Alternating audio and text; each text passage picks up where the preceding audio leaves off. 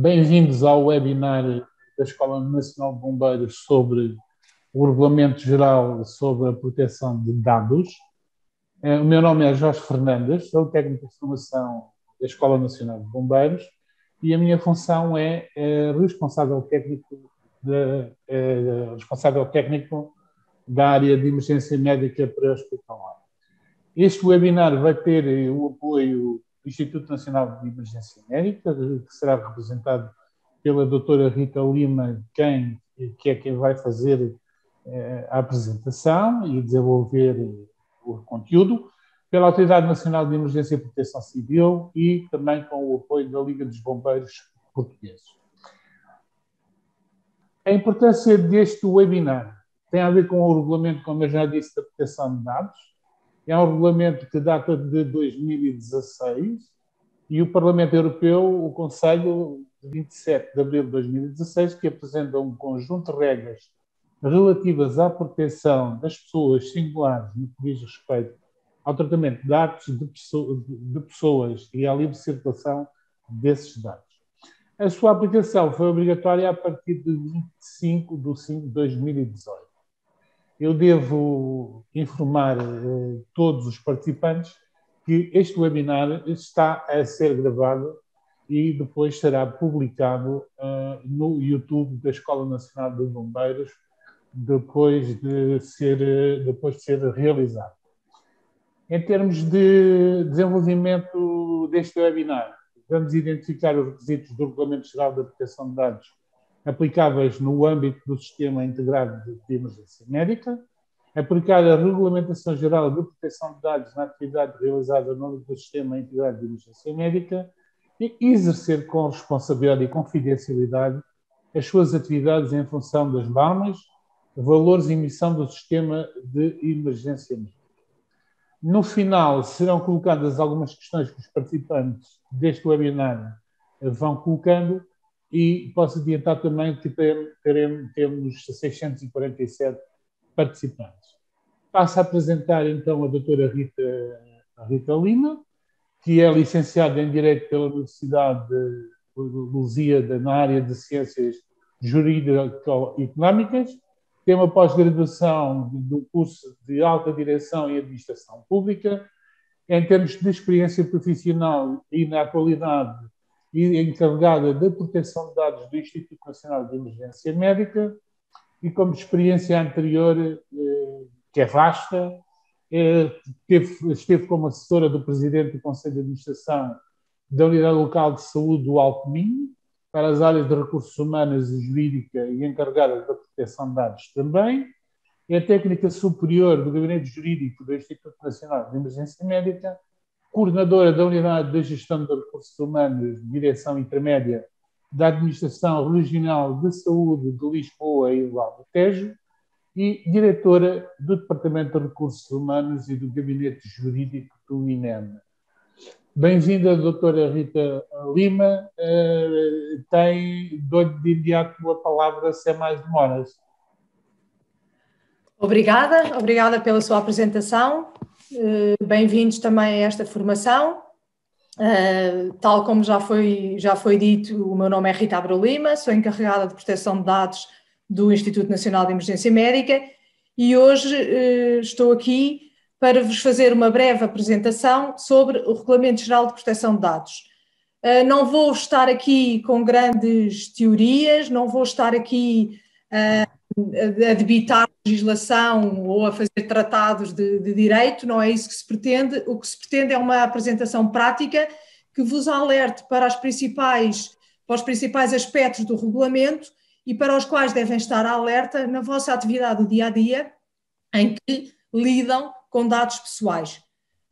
Posto isto, vamos então dar início à nossa apresentação.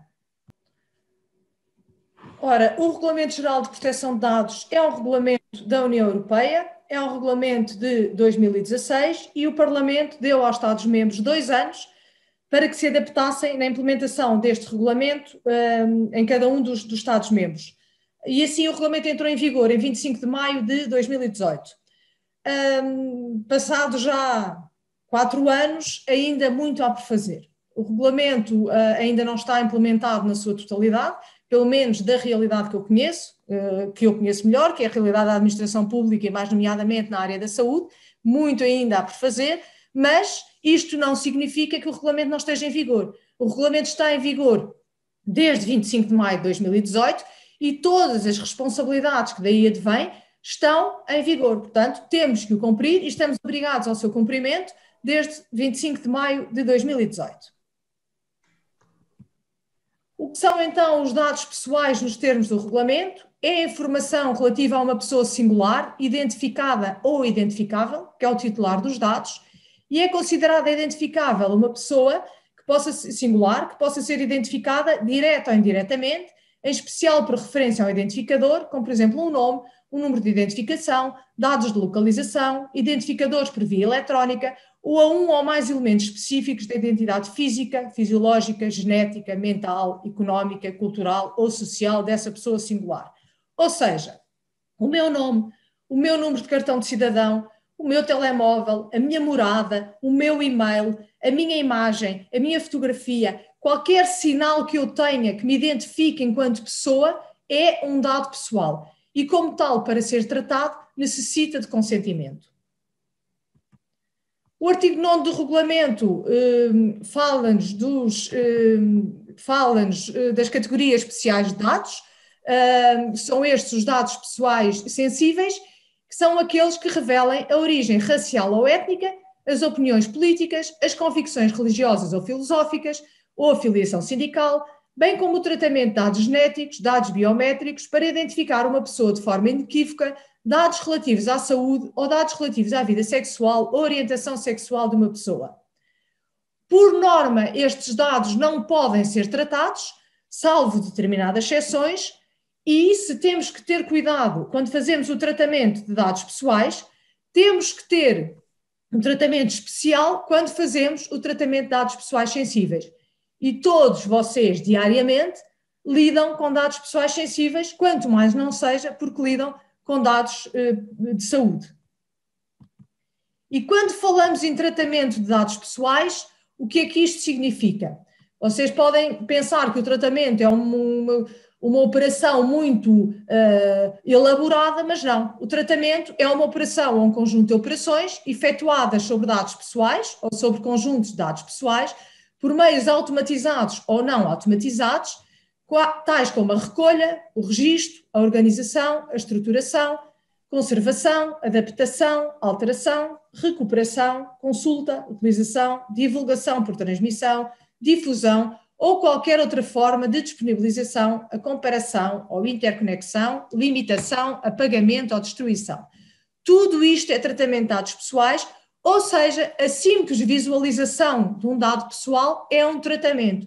Portanto, imaginem que vocês têm um contacto ou através de um computador, de uma base de dados, ou até de um verbete, têm contacto com os dados pessoais de um utente, já estão a fazer um tratamento de dados pessoais com a simples visualização. O que são os dados de saúde nos termos do regulamento? São os dados pessoais relativos à saúde de uma pessoa e que normalmente são recolhidos, registados e usados pelos profissionais de saúde. A relação de dados pessoais de saúde perante familiares, como perante outros, necessita de ser consentida pelo seu titular. Quanto aos dados de saúde, são definidos no regulamento como os dados pessoais relacionados com a saúde física ou mental de uma pessoa singular, incluindo a prestação de serviços de saúde que revelem informações sobre o seu estado de saúde. Não se esqueçam que os dados pessoais de saúde são do utente. Eu tenho o direito a preservar a informação sobre a minha saúde. Se eu entender que não a quero comunicar a ninguém, nem aos meus familiares mais próximos, eu tenho esse direito. Como tal, para dar informações sobre o estado de saúde de uma pessoa, tem que ser consentido pelo titular.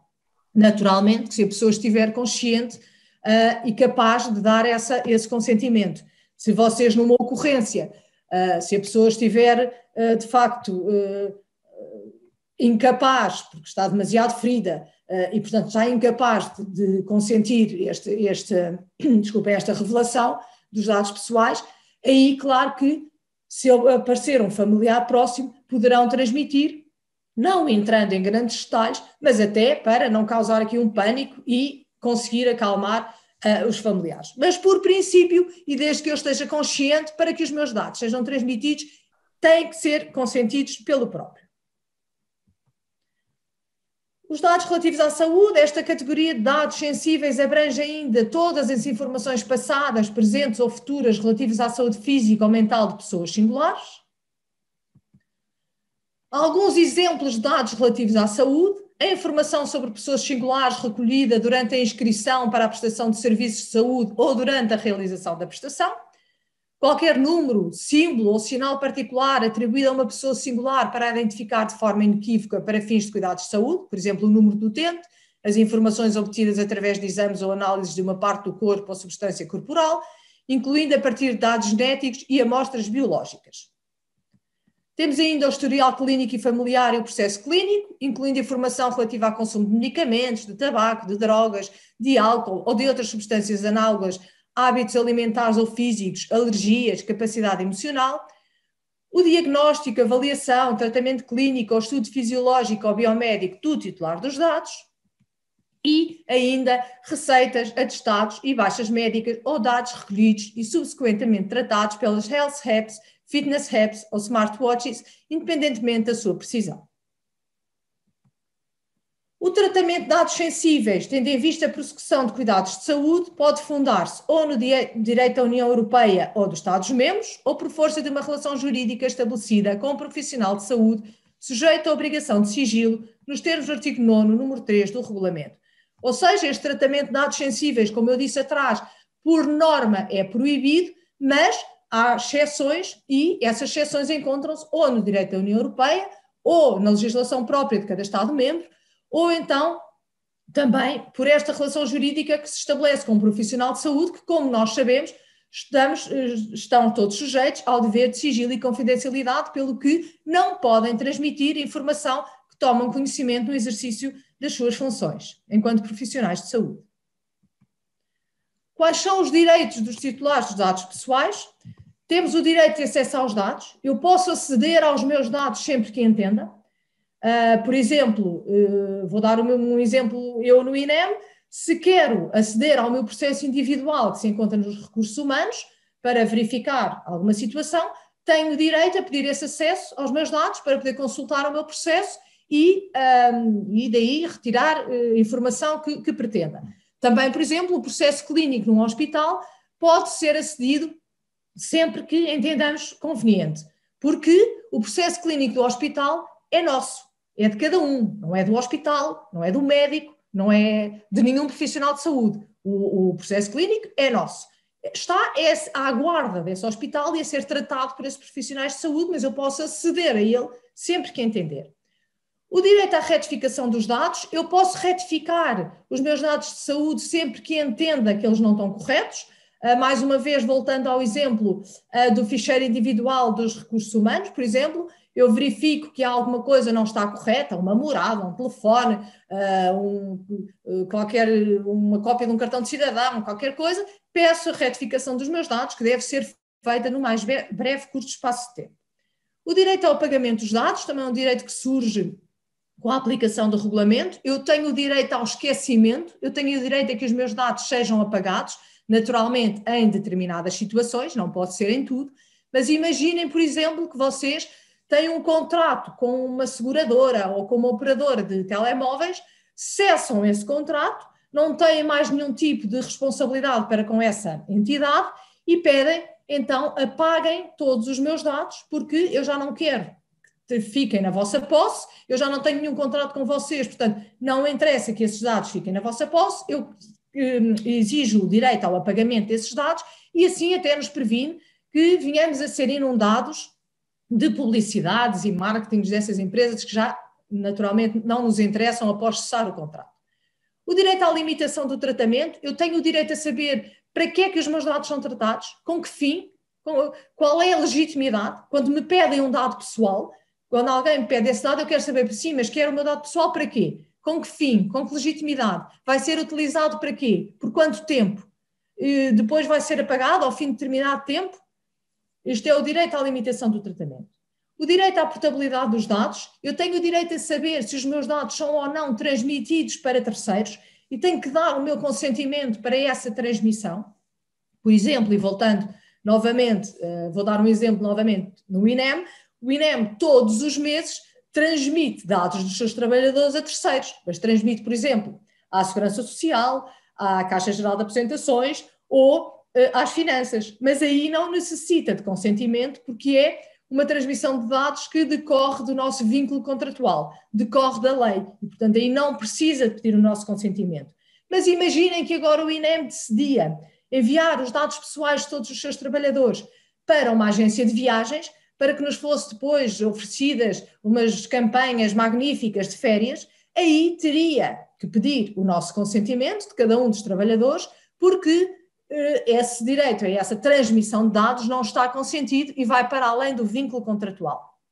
E o direito da oposição, eu posso me opor a que os meus dados sejam tratados quando entenda que não há legitimidade. Se os meus dados foram recolhidos para determinado fim e estão a ser usados para outro fim, que não é legítimo, que não foi aquele para o qual foram recolhidos, eu posso sempre exercer o meu direito à oposição e não deixar que esses dados, no fundo, sejam tratados dessa forma.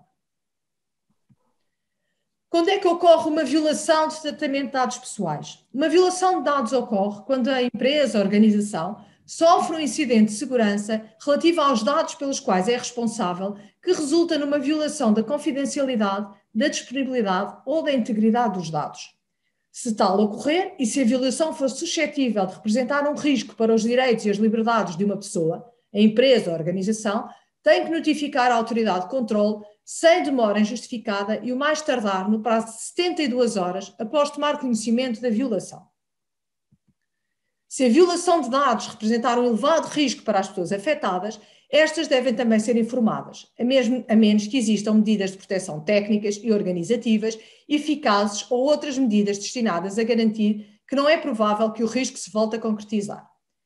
Enquanto organização, é fundamental aplicar medidas técnicas e organizativas adequadas para evitar possíveis violações de dados.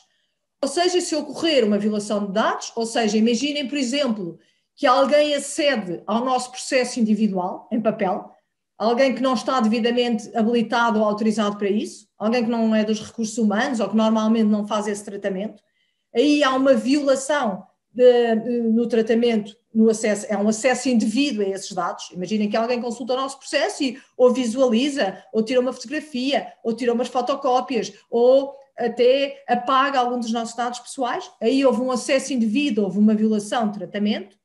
Ou, por exemplo, quando alguém acede indevidamente a uma base de dados.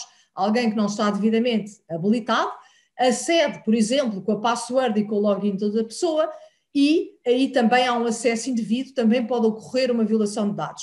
Um dos principais, dos primeiros casos que se falou em Portugal foi exatamente o caso do Hospital Barreiro Montijo, em que ocorreu uma violação do tratamento de dados pessoais por acessos indevidos ao S-Clínico do hospital e daí depois ao hospital foi imputada uma coima de valor considerável e também aplicadas medidas aos responsáveis do hospital e responsáveis também por essas bases de dados. Se ocorrer esta violação de tratamento de dados, teremos que comunicar no prazo máximo de 72 horas à autoridade de controle, que em Portugal é a Comissão Nacional de Proteção de Dados. Como é que pode ser feito o tratamento de dados? O tratamento de dados pode ser feito por meios total ou parcialmente automatizados, e aqui estamos a falar de todos os tratamentos online, todos os tratamentos via informática, as nossas bases de dados, os nossos e-mails, no iTeams, por exemplo, se estivermos com o exemplo do INEM, tudo o que é feito por meios total ou parcialmente automatizados.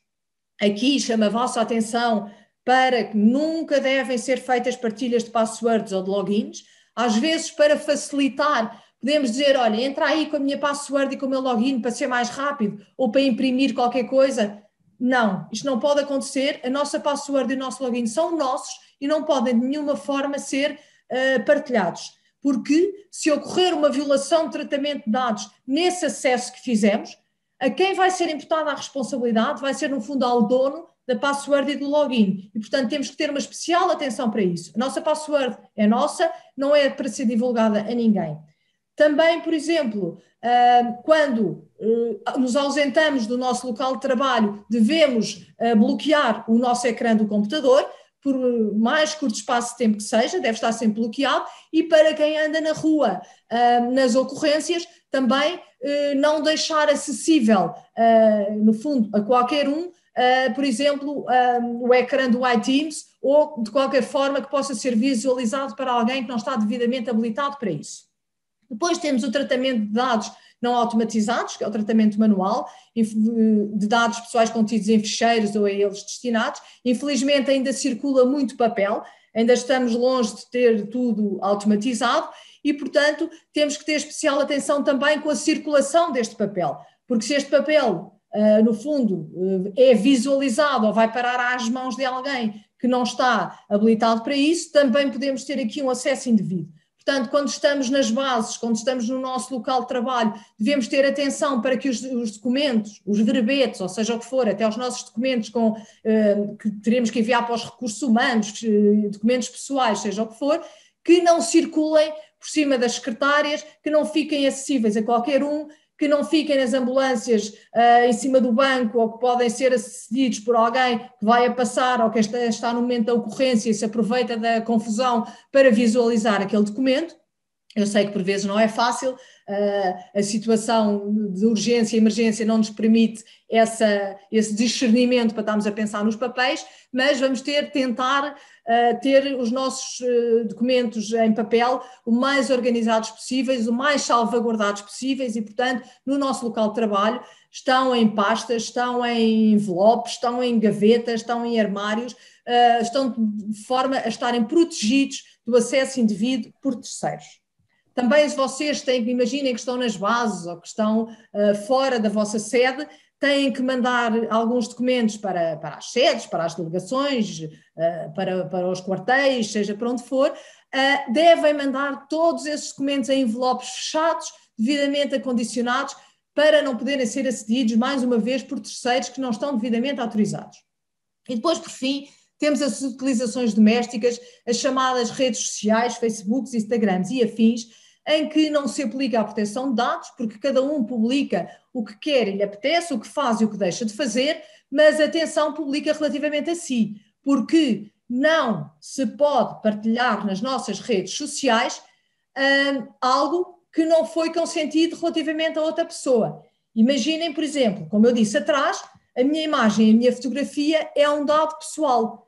Se vocês agora retirarem a minha imagem deste ecrã e de alguma forma partilharem no vosso Facebook ou no Instagram, ou seja o que for, eu posso-vos imputar responsabilidade porque eu não dei autorização para o uso da minha imagem. Só dei autorização para o uso da minha imagem e da minha voz neste contexto formativo e nesta apresentação. Não é para ser divulgado nas redes sociais de cada um. Tenham cuidado com o que publicam nas vossas redes sociais. Já há muitos casos de responsabilidade que foi imputada a várias pessoas por causa disto. Mesmo fotografias que se tiram nos meios com os nossos colegas e que depois partilhamos. Atenção que os nossos colegas não nos deram, por princípio, julgo eu, consentimento para a publicação destas imagens.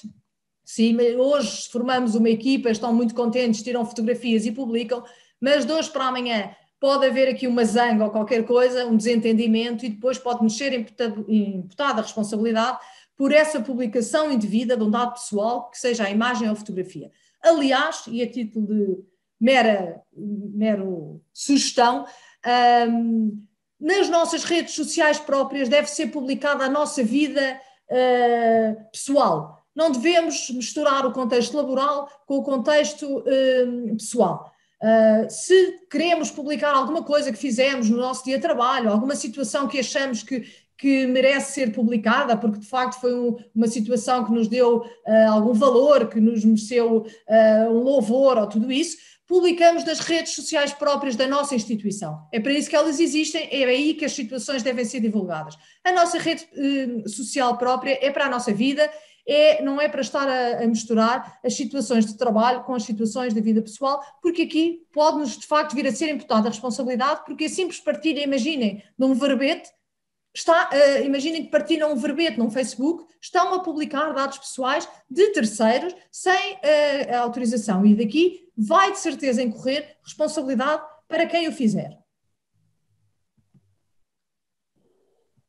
O regulamento aplica-se, portanto, a praticamente todas as situações e existe um número limitadíssimo de situações em que se pode afastar, no fundo, esta aplicação do regulamento, e as atividades são, nesse caso, as realizadas ao abrigo do exercício das liberdades de expressão e de informação, em particular nas áreas jornalística, artística, académica e literária, as necessárias para ofertar satisfação ao princípio do direito de acesso do público aos documentos administrativos, o princípio da administração aberta, exclusivamente destinadas a finalidades de arquivo de interesse público, de investigação científica ou histórica ou de natureza estatística, cobertas por obrigações de sigilo profissional ou outras obrigações equivalentes, sujeitas à disciplina interna de igrejas, associações ou outras comunidades religiosas, e as justificadas pela prossecução de outros objetivos de interesse geral da União ou dos Estados-membros, o artigo 23 do regulamento em articulação com o artigo 52 da Carta dos Direitos Fundamentais da União. Quem é o responsável pelo tratamento de dados, no termos do regulamento, é a pessoa singular ou coletiva, a autoridade pública, a agência ou outro organismo que individualmente ou em conjunto com outras determina as finalidades e os meios de tratamento dos dados pessoais. No INEM, o responsável pelo tratamento de dados pessoais é o Conselho Diretivo. O subcontratante é a pessoa singular ou coletiva, a autoridade pública, agência ou outro organismo que trata dados pessoais por conta do responsável pelo tratamento. Quais são as funções do encarregado de proteção de dados? Controlar o cumprimento de contratos dos subcontratantes, promover formações de boas práticas para a proteção de dados, ser o ponto de contacto com os titulares de dados de forma a esclarecer questões relacionadas com o tratamento de dados, ser o ponto de contacto com as autoridades de controle, que em Portugal é, tal como já disse atrás, a Comissão Nacional de Proteção de Dados. A quebra da confidencialidade e do sigilo, o uso inapropriado da informação nominativa ou a utilização inadequada dos sistemas de informação conduzem a ações disciplinares, civis, judiciais e criminais. Recai sobre o responsável pelo tratamento de dados o dever especial de sigilo na transmissão e guarda da informação. Não se esqueçam que todos nós, no exercício das nossas funções, estamos sujeitos ao dever de sigilo e confidencialidade.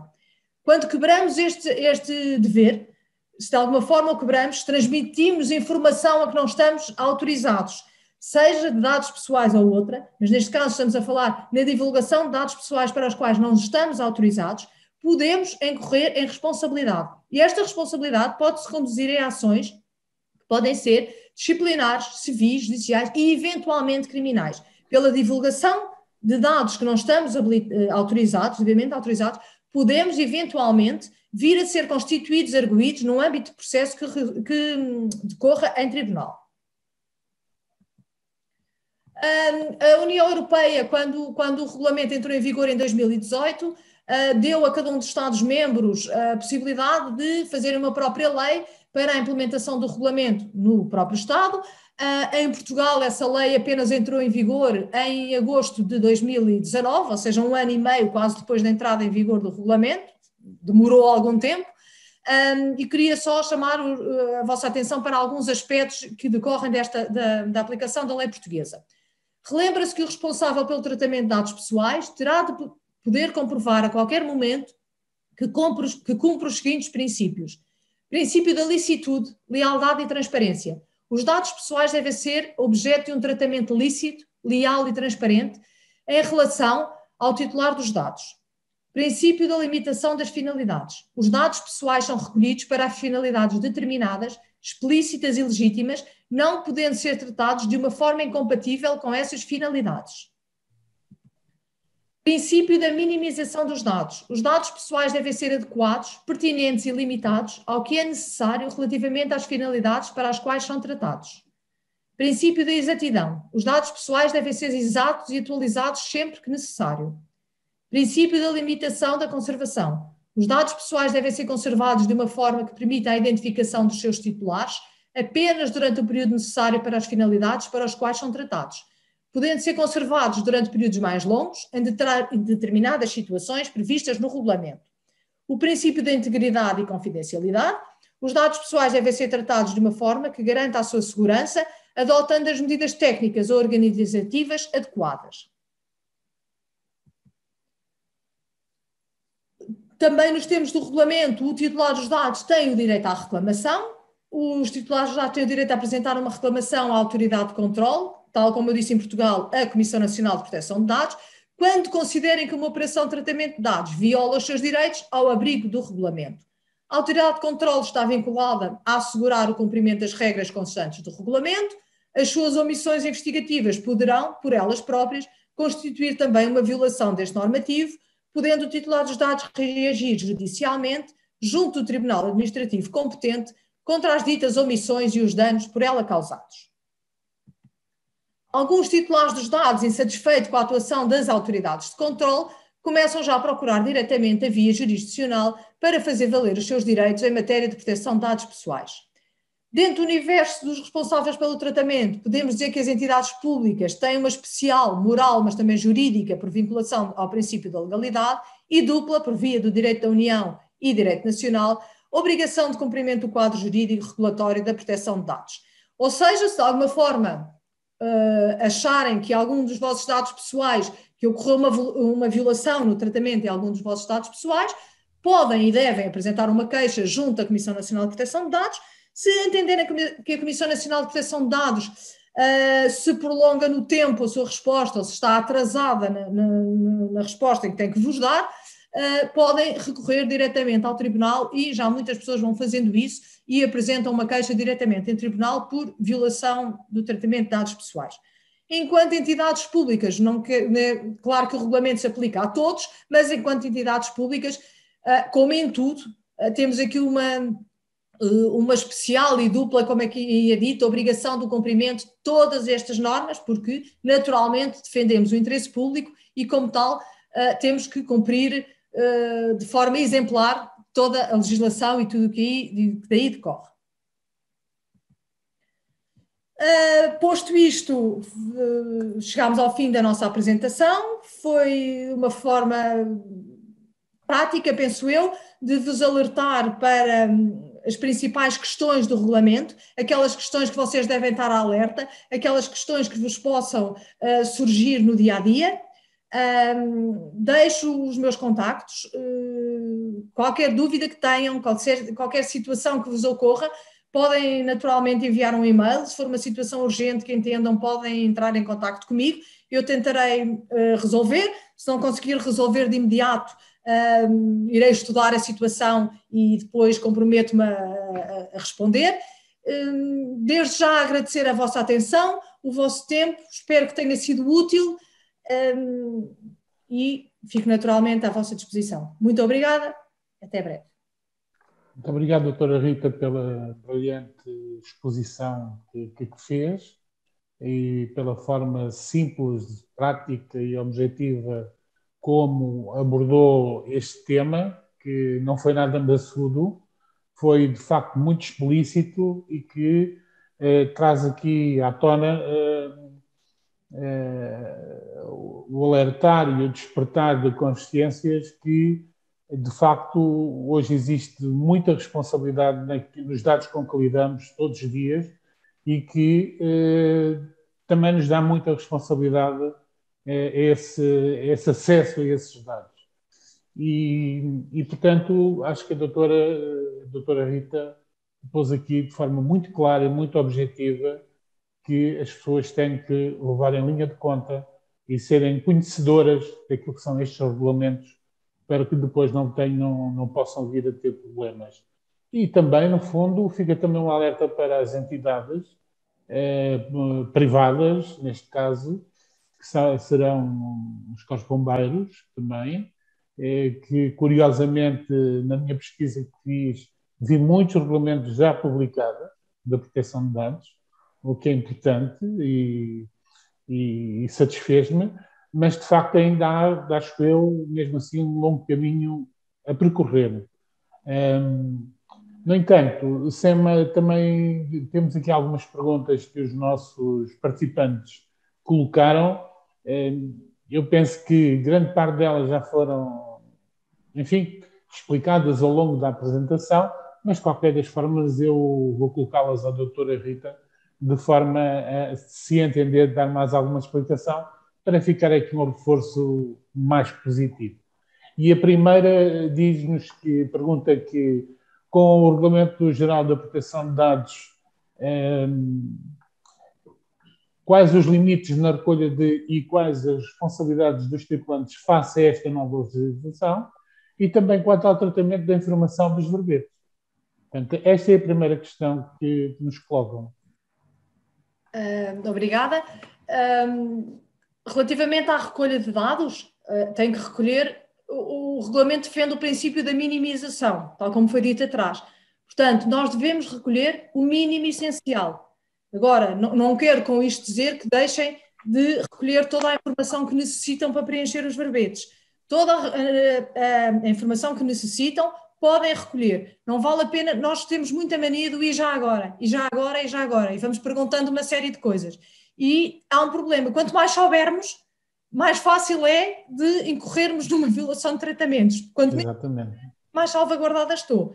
Portanto, naturalmente, preencher o verbete com todos os elementos que têm necessidade, aí claro que sim, mas não estarem, é o mesmo caso que eu ir ao médico e ele me perguntar, está bem, o meu nome, a minha idade, pode-me perguntar a minha profissão, talvez, mas não tem que me perguntar, não pode, não deve, qual é o meu partido político ou qual é a minha religião. Talvez, numa situação de limite, uma transfusão de sangue, me possa perguntar qual é a minha religião. Agora, o meu partido político, não vejo em nenhuma situação que possa perguntar. Portanto, mas como nós gostamos muito já agora, e gostamos de recolher quanto mais informação melhor, mas isto o regulamento defende precisamente o contrário, o princípio da minimização. Naturalmente, preencher tudo o que necessitam para o verbete, e, portanto, isso está devidamente salvaguardado porque têm legitimidade para essa recolha, necessitam desses dados para efetuar o transporte ou para efetuar o socorro, ou seja, o que for. Depois, julgo que era o tratamento dos verbetes. A responsabilidade, portanto, seria a responsabilidade dos tripulantes fazer esta nova legislação. A responsabilidade dos tripulantes? Sim. Exato. A responsabilidade dos tripulantes é exatamente esta.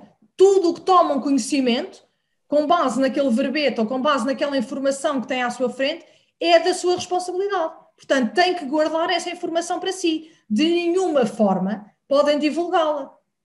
Eu vou dar um exemplo absurdo e que naturalmente não acontece, mas imagine que vão socorrer alguém muito conhecido, alguém muito importante, preenchem o verbete, toca a tirar uma fotografia e a publicar no Facebook.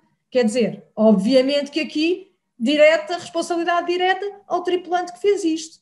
Claro. Agora, naturalmente que têm que ter acesso à informação, guardam-na para si, não a divulgam e tentam manter o verbete devidamente salvaguardado, não é chegar a deixar o verbete em cima da ambulância, em cima do banco, a ambulância aberta e depois vão dar uma volta. Claro que nisto, eu sei que isto não acontece, estou a dar exemplos absurdos, mas é salvaguarda da documentação, tentar ter os verbetes, permitem-me a expressão, de cabeça para baixo, quando estão acessíveis a outras pessoas, e depois quando chegam às bases, quando chegam aos quartéis, tentar acondicioná-los da melhor forma para que não fiquem acessíveis a qualquer um.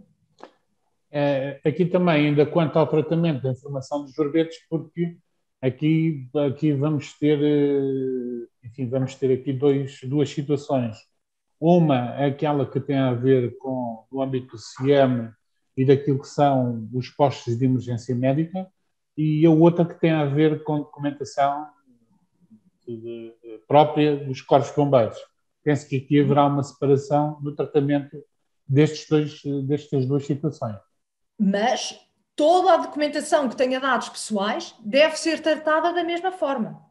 Seja no âmbito do CIEM, seja no âmbito das corporações, toda aquela documentação que tenha algum dado pessoal tem que ser tratada da mesma forma. Claro, perfeitamente. Estar devidamente acondicionada, devidamente a cada uma das entidades, correspondendo a cada uma das entidades essa responsabilidade. Exatamente. Muito bem, muito clara. Vamos passar para a segunda, que diz qual a legislação atual e quais os procedimentos. Penso que, não sei se a doutora quer... A legislação atual, o Regulamento Geral de Proteção de Dados, a Lei Portuguesa 58/2019 de 9 de agosto, os procedimentos, julgo que foi aqui explicado na formação, mas se quem fez a questão não ficar devidamente esclarecido e achar que necessita de algum esclarecimento adicional, tal como disse, ficam os meus contactos, estou disponível, é só enviar um mail ou telefonar, que naturalmente estou disponível para tentar ajudar. Claro que sim, claro que sim. Uma outra, porque não há possibilidade de haver partilha de informação sobre os utentes do Serviço Nacional de Saúde para os operacionais nos teatros de operações, terem acesso a mais informação sobre as vítimas e o seu historial. Bem, aqui a questão é delicada, porque não há, eu não sei responder. Talvez quem possa responder é o responsável pelas bases de dados do Ministério da Saúde ou dos hospitais, portanto a SPMS, os serviços partilhados do Ministério da Saúde. Mas também eu entendo que possa ser útil às vezes para quem está numa ocorrência ter mais algum conhecimento sobre a vítima. Mas também volto ao princípio da minimização. Se calhar saber demais também não é bom. E, portanto, imagino que de alguma forma, se conseguia aceder ao processo clínico da pessoa, por alguma forma automatizada, naturalmente, eu acho que também ia ser um bocadinho, desculpem a expressão, um bocadinho perigoso, porque também não sei até que ponto para esta emergência ou para este socorro imediato há necessidade de ter conhecimento de todo o historial clínico. Sinceramente, não vou entrar em grandes detalhes, não sei, não vale a pena estar aqui a inventar. Acho que se não foi partilhada essa informação é porque alguém entende que não deve ser.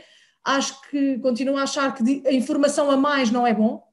Se calhar poderia haver mais alguma, poderia até haver acesso só a determinadas situações, a determinadas patologias, que é importante os operacionais conhecer. Eventualmente a medicação, por exemplo. Exatamente, acredito que sim. E patologias mais importantes. Acredito que sim, acredito que seja importante até para a primeira aproximação, para o primeiro socorro, acredito que sim. Agora, porque é que não é? Não sei. Claro. Acho que sim, poderia ser útil, mas isto é a minha opinião pessoal. Claro. É a opinião que eu estou a dar aqui, a minha opinião pessoal, não sei porque é que, mas naturalmente que com o evoluir, se calhar até com o evoluir tudo, se calhar é isso, caminhamos, pode ser que se caminhe para aí. Principalmente quando estamos perante vítimas que estão inconscientes e não há mais informação, eventualmente poderia aqui fazer alguma diferença, não é? Ou mais não fosse, eventualmente as equipas das viaturas médicas poderem ter esse acesso. Sim. No fundo é o meio mais diferenciado e eventualmente claro. Ter, não sei se tem também, mas penso que não. Temos aqui outra que podemos tirar fotos, cópias dos documentos de identificação. Essa não tem a ver, tem a ver com dados pessoais, mas como sabem, ou deviam saber, é proibido tirar cópia do cartão de cidadão. Eu sei que, por vezes, numa ocorrência, se tira uma fotografia ao cartão de cidadão, porque é mais rápido e porque depois vai preencher o verbete mais tarde e se vão introduzir os dados mais tarde. Se me perguntam se é correto, não. Se o fazem porque vão poupar tempo, eu vou fingir que não sei. Se o tiram com o vosso telemóvel pessoal, acho que é muito grave. Não sei se têm telemóvel de serviço. Acho que se tiram, não devem tirar, não é correto tirar. Se tiram, por favor, depois de preencher os dados, eliminem de imediato a fotografia. Então, se é com telemóveis pessoais, amanhã logo está uma criança, está o marido, está a mulher a brincar com o telemóvel do outro, manda o cartão de cidadão de alguém sem querer, uma imagem sem querer para outra pessoa, já estamos num incidente, já ocorreu uma violação de tratamento, portanto, atenção, tentar não tirar, mas se em casos extremos necessitarem, por favor, apaguem de imediato. Doutora, relativamente à questão da cópia do documento de identificação, vem aqui nesta pergunta e eu acrescentaria só o seguinte, e isto coloca-se em termos de formação, em que nós temos que, decorrente de normas ainda vigentes, que temos que solicitar que nos seja facultado o documento de identificação para efeitos da formação. Isso, obviamente, já tem havido, não muitas, mas já houve recusa, e que todo o direito, obviamente. Qual é a solução para isto? Assim, há algumas situações, de facto, em que nos pedem ainda a cópia do cartão de cidadão, apesar de legalmente não ser possível. O que é que eu faria nessas situações e quando precisam disso em termos de formação? Eu poria sempre cópia autorizada pelo titular, pelo próprio e rubricada. Sim, senhora. Guardar e assim ficamos todos salvaguardados. Exatamente. Sim, senhora. Muito obrigado. Temos aqui outro, que é no caso de um atropelamento de agressão não tendo autoridade GNR, PSP no local, podemos escrever o relatório da vítima no verbete do INEM e pedir para esta confirmar e assinar. Assim, eu não, quer dizer, não é uma situação que se prenda muito com dados pessoais, mas eu não vejo se não está a autoridade no local e se é preciso resolver a situação, e desde que a vítima assine e comprove a ocorrência, não vejo assim, não vejo problema, não se prende diretamente com a questão de dados pessoais, não sei qual é a prática comum, mas relativamente a dados pessoais, não vejo aí nada de incumprimento do regulamento se fizerem isso. Sim, senhora. Vamos para a próxima. Portanto, qual a lei que regulamenta a proteção de dados das vítimas no CIEM?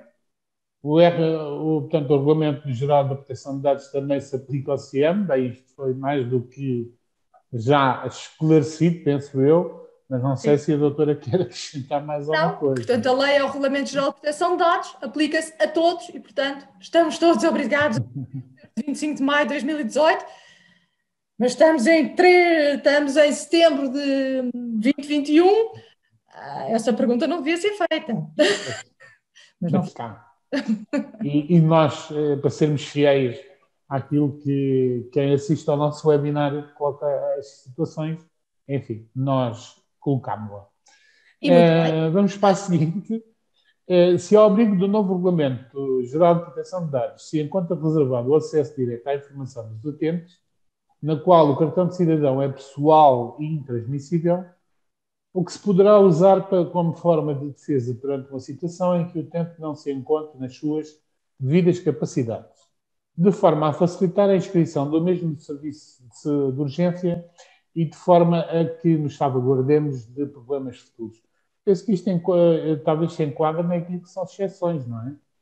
Sim, é assim, se a vítima está inconsciente, não tem capacidade de decisão, não consegue dar o seu consentimento, naturalmente que aqui estamos perante uma exceção, surge aqui quase um motivo de força maior em que temos que ter acesso à identificação para ver quem é a vítima e fazer a sua identificação no serviço de urgência ou até para preencher o verbete, ou seja o que for. Portanto, aí estamos salvaguardados, naturalmente, porque a vítima não está em condições de decidir nada. Claro. E se vimos a carteira, está lá o cartão de cidadão, podemos recolher os dados, entregar no serviço de urgência, é um motivo de força maior, a vítima não está com capacidade de decisão, portanto aí não vejo qualquer problema, não vejo qualquer incumprimento. Sim, senhora. Muito esclarecedor. A próxima que diz que os conteúdos da formação, informação e a formação, informação em proteção de dados deve ser realizada pelo INEM ou aos CIBs ou deve ser o comandante a realizar? Bem, eu quanto a isso não me vou pronunciar, ou vou-me pronunciar de uma forma... o responsável pelo tratamento, o encarregado de proteção de dados de cada entidade, deve promover a formação. O INEM já tinha este contexto formativo há algum tempo, já o tinha dado aos seus operacionais, em conversa com a Escola Nacional de Bombeiros, a ANPC, todos os parceiros, entendeu que se calhar seria mais fácil, uma vez que já tinha uma formação preparada, disponibilizá-la.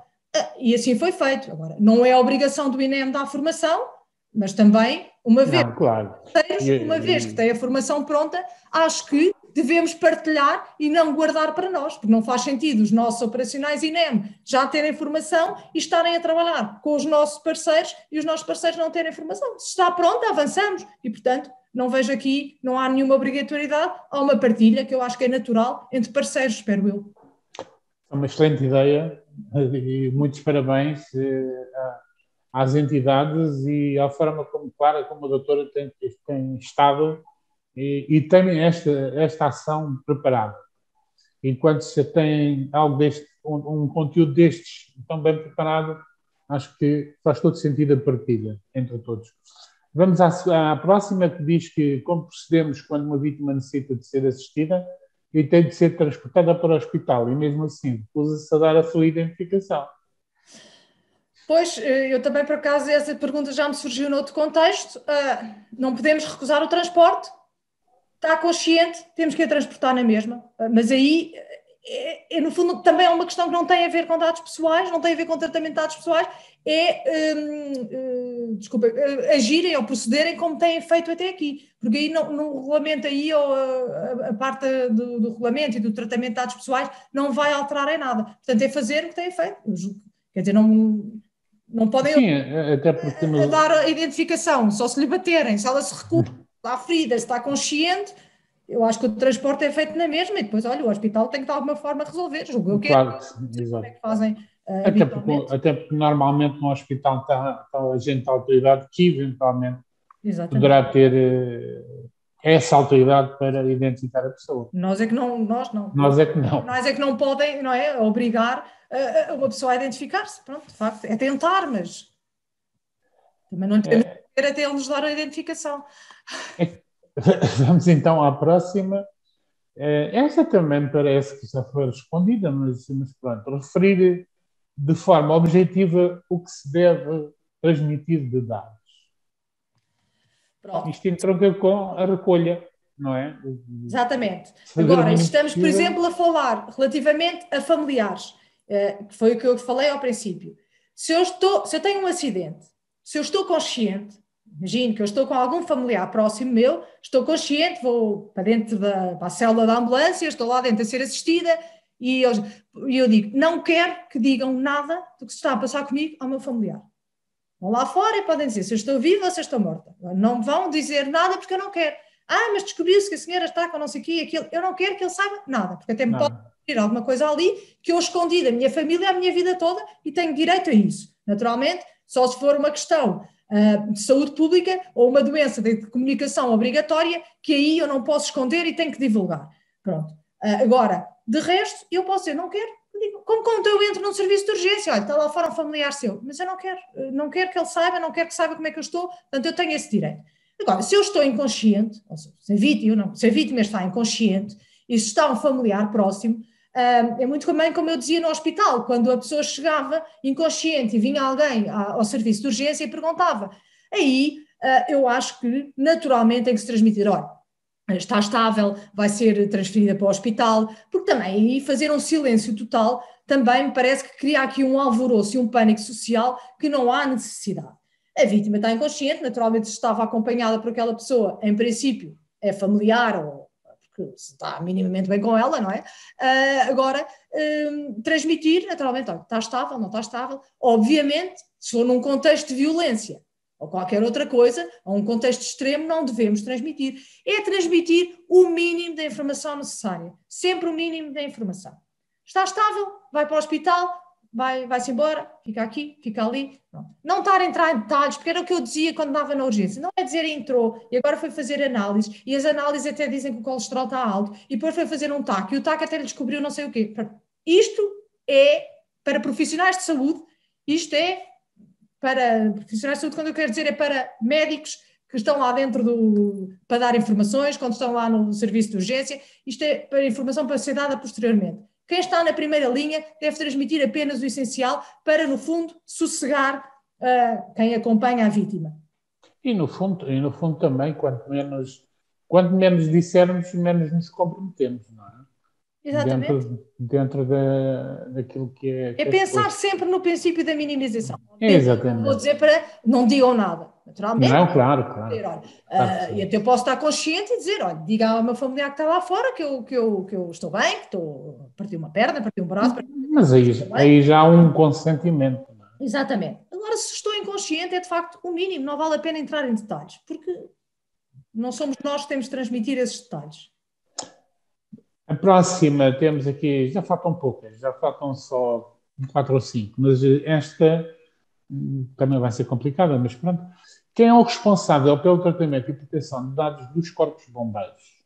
Portanto, isto tem 2 perguntas. Esta é a primeira que esta pessoa fez, e a segunda diz qual a formação necessária que deve ter a pessoa responsável pelo tratamento e proteção de dados. Relativamente à primeira, eu vou confessar a minha ignorância na estrutura orgânica das corporações de bombeiros. Agora, num primeiro aspecto, vendo, eu acho que é o comandante dos bombeiros, que é o responsável, porque no fundo ele é o responsável pelaquela corporação. Se ele for o responsável pelaquela corporação, é ele o responsável pelo tratamento dos dados. Mas posso estar aqui a dizer uma grande asneira, porque, confesso a minha ignorância... Aqui nos corpos de bombeiros, se me permite, doutora Rita, há aqui uma responsabilidade partilhada. Ou seja, porque por um lado temos a associação que detém o Corpo de Bombeiros e o Corpo de Bombeiros que é gerido pelo comandante, digamos assim, não é? Nós podemos pôr a associação como responsável e o comandante como um subcontratante no fundo. E ambos pode ser imputada a responsabilidade nos termos, claro, nos termos é que pode ser a cada um, no fundo. Claro. Temos que ver, mas sinceramente teria que, isso é uma questão que tem que ser estudada e que tem que ser vista conforme as responsabilidades de cada um. Exato. E a segunda era, portanto, qual é a formação necessária para a pessoa que é responsável pelo tratamento de dados. É assim, eu acho que o encarregado de proteção de dados, na apresentação falei das funções do encarregado de proteção de dados e do que eu vejo, normalmente os encarregados de proteção de dados ou são juristas ou são pessoas da área da informática. Se me pergunta a minha opinião pessoal, eu acho que de facto deve haver um encarregado de proteção de dados e até, se possível, uma equipa que trabalha com ele. É muito difícil numa instituição, ainda por cima se for com algum volume de trabalhadores, ser uma única pessoa. Nós no INEM, eu sou encarregado de proteção de dados, mas tenho um grupo de apoio com várias áreas que trabalha comigo. Eu sei que em instituições pequenas isto naturalmente não é fácil. Não está definida uma formação para o encarregado de proteção de dados, aliás, porque, isto não é sem desprimor nenhum, mas em Portugal lembraram-se, o Regulamento Geral de Proteção de Dados, no dia 24 de maio de 2018, quando alguém resolveu lembrar-se que era preciso comunicar à Comissão Nacional de Proteção de Dados quem era o encarregado de proteção de dados a partir do dia a seguir. Portanto, vais ou não vais? Não, mas vais tu? Não, mas eu nem sei o quê. Não, mas vais. Quer dizer, porque tem que ir alguém. Vai. Portanto, não é definida nenhuma formação específica. Eu acho, aqui puxo um bocado a brasa à minha sardinha, acho que é importante alguém com formação na área do direito, um jurista, porque é muita legislação, é muita interpretação, é uma matéria muito nova e que requer, não estou a dizer que nenhuma das outras áreas não consiga fazer esse estudo, como é óbvio, não é isto que eu quero dizer, mas os juristas estão mais formatados para aquilo, por alguma coisa estudaram 5 anos, pelo menos no meu tempo eram 5, agora já são menos, mas pronto. Claro que a área de informática também é muito importante, por causa das auditorias, bases de dados, tudo isso necessitamos muito de apoio. Agora, de facto, não há nenhuma formação específica. As funções são as que eu disse na formação. Portanto, a pessoa vai ter que conseguir... Mas, se calhar, se me permite, no mínimo será ser conhecedor do regulamento e da lei portuguesa, não é? Sim, isso tem mesmo que ser. Há de ser o mínimo. Deixe-me que fique aqui dito que o regulamento não é simpático de se ler. Pois não é. É bastante extenso. Portanto, a seguinte será a partilha de dados em contexto de partilha de experiências dentro do Corpo de Bombeiros. É correto ou não? A partilha de experiências é correta se for anonimizada. Ora, se eu disser que ontem fui socorrer um homem entre os 50 e os 60 anos na rua Avenida Liberdade, por exemplo, e portanto, e que tinha isto, aquilo e aquilo outro, com estas patologias, e portanto aí a partilha acho que é saudável, é interessante e visa a melhoria contínua dos cuidados e portanto isto naturalmente que é importante, até em contexto formativo se pode fazer esta partilha desde com os dados devidamente anonimizados. Naturalmente, se for uma partilha E eu agora vou puxar aqui o exemplo à brasa à minha sardinha e se os bombeiros da minha terra me estiveram a ouvir, não vão levar a mal, porque é apenas um exemplo. Se aqui os bombeiros da minha terra, que não é grande, disserem que vieram socorrer uma vítima entre os 50 e os 60, à rua X, e que estava totalmente louca, transtornada, embriagada, seja o que for, a definição é tão detalhada que se chega rapidamente à pessoa. Claro. E, portanto, aí não há anonimização possível. Ou então dizer, isto acontece mais, julgo eu, nas terras pequenas, olha, ontem fui socorrer o Zezinho, porque o Zezinho partiu uma perna, o Zezinho estraçalhou-se todo, o Zezinho caiu de uma árvore, o Zezinho mudou-se e foi contra um poste. Pronto, naturalmente que isto não. Partilha de experiências, sim, anonimizada, tendo em vista a melhoria contínua dos cuidados e a prestação e o auxílio à vítima. Isso sim. É como se fosse um estudo de caso em que não há identificação da vítima de forma específica. Exatamente. Não se ofendam com os meus exemplos, por favor. Não. De todos. Aliás, mas eu gosto de dar exemplos práticos com nomes, porque nomes que eu invento, naturalmente. Claro.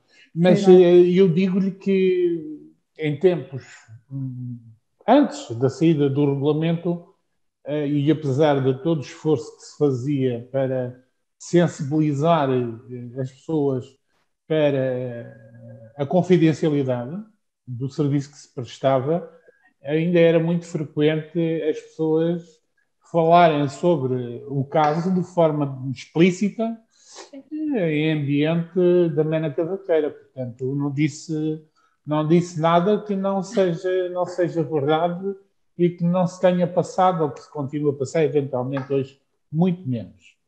E isto só tudo para proteger as pessoas. Sim, claro, obviamente. E hoje em dia, de facto, sempre podia ter sido imputada a responsabilidade, mas hoje em dia, com o regulamento, pode de facto ser-lhes imputada uma responsabilidade direta e serem até, eventualmente, como eu disse, serem constituídos arguidos por partilha de dados não consentidos. E, portanto, isto é, no fundo, para alertar. E também foi muito o objetivo desta formação, foi isso, e espero que tenha sido conseguido. Sim, claro, este foi o objetivo, foi a partilha, a sensibilização e a aprendizagem.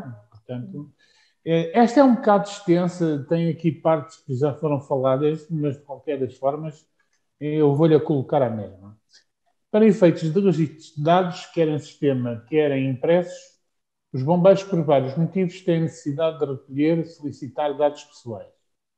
Nos casos em que alguém recuse dar os dados, qual o procedimento que os bombeiros ou até a instituição que gera o Corpo de Bombeiros pode ter? Essa vai um bocadinho na sequência da outra do cartão de cidadão que o outro Exatamente. não quer dar. Portanto, têm que preencher, têm necessidade de preencher e precisam desses dados pessoais e, de facto, devem recolhê-los, até para depois passar para o hospital ou para fazer a passagem, ou se não for para o hospital, para ficarem com esses dados no verbete. Agora, se a pessoa não dá de forma nenhuma, se está inconsciente, é tal história. Podemos sempre recolher, que há um motivo de força maior e precisamos dos dados. Se está consciente e se recusa, se for para o transporte ao hospital, é tal história com a autoridade policial tentar resolver, porque senão, é o que eu digo, não podemos obrigar. Sim, porque a autoridade tem recusar o transporte, porque, quer dizer, se a pessoa, apesar de tudo, está consciente, mas está mal, necessita de ir para o hospital, claro. Porque a pessoa não nos dá os dados. Eu penso que aqui também não está em causa o transporte, não é?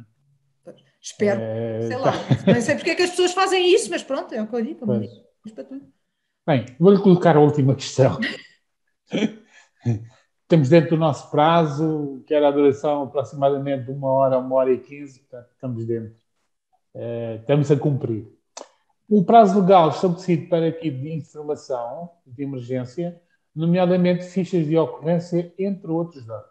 Qual é o prazo legal definido para o arquivo desta informação? Apesar de não estar diretamente ligado com o Regulamento Geral de Proteção de Dados, o prazo de arquivo deve estar definido também em cada instituição. Cada instituição deve definir o prazo de arquivo dos seus dados. Os dados de saúde têm prazos próprios para ser guardados e eu julgo que não me engano no que vou dizer, pelo menos essa é a indicação que eu tenho. Eu estou também agora a fazer esse estudo e a entrar nesse estudo da parte do arquivo para também no INEM tentarmos aliviar um pouco e fazer o nosso arquivo e tentar ver o que é que já podemos destruir e que temos que manter. Do que eu fui informada, por exemplo, os verbetes não podem ser destruídos. Pronto. Têm que ser guardados para a vida. O que nos causa aqui, não é? Dado o volume de papel que estamos a falar por vezes, é complicado. Mas não se pode fazer a digitalização e serem guardados em suporte informático? Não tenho a certeza. Pois. Não tenho a certeza. Esta é uma parte muito específica que é a parte do arquivo. As regras, e eu não vou estar aqui a dar bitites sobre matérias que não são as minhas. Se calhar podia lhe dar, esta não vale a pena. Não, eu não gosto de me armar naquilo que não sei e fingir que sei tudo. Não, isso não tem ninguém sabe tudo, não é? Há um documento que é o ASIA, que é o documento um diploma que é o ASIA, que é o do Arquivo da Administração Pública. Aí estão definidos muitos prazos, mas isto é uma legislação muito própria e específica e, portanto, eu não queria entrar por aqui, sendo que dos verbetes o que tenho conhecimento é este. Sim, senhora. Em relação às perguntas, não temos mais. Portanto, eu espero que este webinar tenha sido tão esclarecedor para quem nos ouviu quanto foi para mim, pessoalmente. Aprendi também muito. Não sei se a doutora Rita quer fazer um comentário final, antes de lhe agradecer. Resta-me agradecer à Escola Nacional de Bombeiros, à ENPC, agora desculpa-me. Autoridade Nacional de Emergência e Proteção Civil. Peço desculpa, mas mudaram-lhe o nome e às vezes à Liga dos Bombeiros. Acho que foi muito importante para o INEM contar também com a vossa disponibilidade.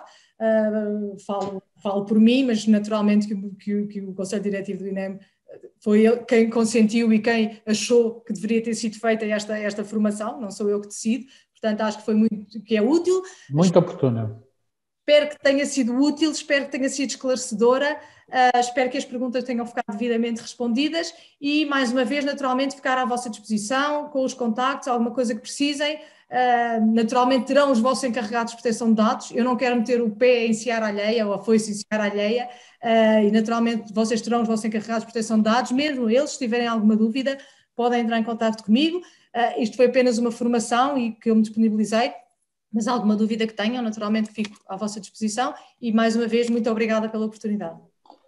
Doutora Rita, quem agradece somos nós, neste caso eu pessoalmente, em meu nome pessoal e penso que posso falar pela Escola Nacional de Bombeiros e em nome também dos outros parceiros da Autoridade Nacional de Emergência e Proteção Civil e da Liga de Bombeiros Portugueses, que obviamente a parceria e a partilha de dados entre todos é sempre muito mais enriquecedora e muito mais facilitadora do nosso trabalho, porque no fundo não trabalhamos uns contra os outros, mas sim todos juntos seremos mais fortes. Parece um slogan, mas é verdade, não é? A verdade é esta. Muito obrigado pela clareza da sua exposição, das suas respostas, e foi um gosto passar aqui 1h10 a ouvi-la e a aprender tudo isto. Para quem participou no webinar, também espero que tenham gostado e que percebam e entendam que é muita responsabilidade aqui o trabalho que fazemos na recolha de dados e, acima de tudo, também a responsabilidade da confidencialidade para não haver uma partilha indevida, para não sermos responsabilizados de forma que não nos coloquemos a jeito, se me é permitido, para depois termos problemas. Muito obrigado mais uma vez e foi um gosto. Obrigada.